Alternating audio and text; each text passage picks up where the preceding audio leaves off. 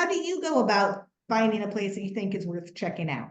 The, that question that you posed in the poll is the Yeah. best one ever. Ask somebody who moved away from a place. Mhm. If you went back there, what would you want to eat and where would you want to eat it? That is the great question. And it took us a long time to even come to that. But first, we would ask a desk clerk at the hotel, and you always get the most deluxe restaurant. In those days, one of the things we did was to go to the New York Public Library, which had one gigantic room full of phone books from all over the country. And we would take down the yellow pages and Wow. look through for any kind of interesting display ad, not a giant one. If an ad said, this restaurant is the home of something, like, okay, the home of something, that's interesting.